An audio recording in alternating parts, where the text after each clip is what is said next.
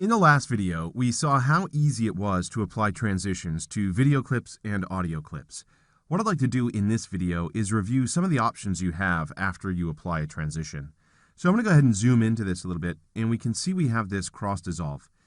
If you hover over it, you'll actually get some information about the cross dissolve in terms of its duration, its starting point, and ending point. Now, like many things inside of Premiere, there are some default configuration options for transitions. If we come up to the Premiere Pro menu and choose Preferences and then select General. Now, if you're on the Windows side, you'll go to the Edit menu and you'll choose Preferences and then you'll choose General. It's going to open up the Preferences dialog box, and you can see that the default video transition duration is 15 frames, which if you're running at 30 frames per second is half a second. So you may want to increase that to 30 frames per second. You can come in here and make modifications to all of these options. So once you're done doing that, you can click OK, and you'll notice that that doesn't change transitions that have already been applied. It's only for new transitions. But if you do want to change the overall duration here, you can just click and drag, much like you would a video clip. Now, you can also replace this transition with something else. If we come over to the Video Transitions folder, we can go into something like a wipe. And if you prefer, you could always perform a search. If you type in wipe, you'll notice that the effects panel gets filtered out to show you just the effects that contain the word wipe. So in this case, I want to wipe. If you click and drag and drop this on top of the cross dissolve, you're not going to have both transitions, but rather the cross dissolve will be replaced with the wipe. Now, if you select the wipe, which it is right now, you can come over to the Effect Controls panel.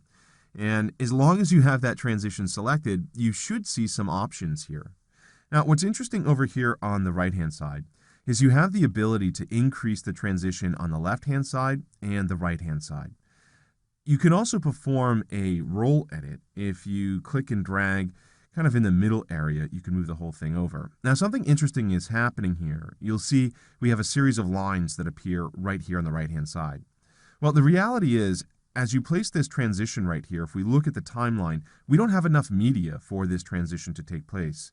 So what Premiere Pro will do is add a still frame for the duration of where you see these hatch lines.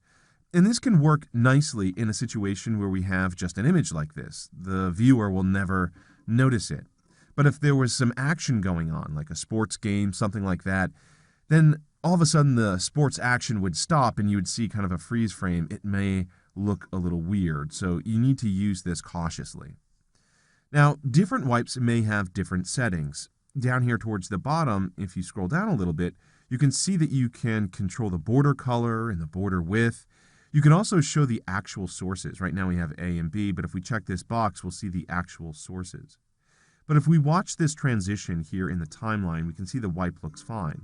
But maybe you do want to make another change. Maybe you want a border. Well, what you can do is increase the border width here.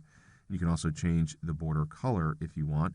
And if we watch this now, we'll see that border.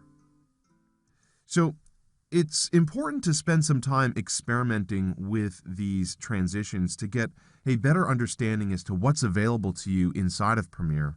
But remember, each transition may have its own set of options, which are always available here in the Effect Controls panel. So again, these transitions can help you create smoother transitions between your cuts inside of your sequence.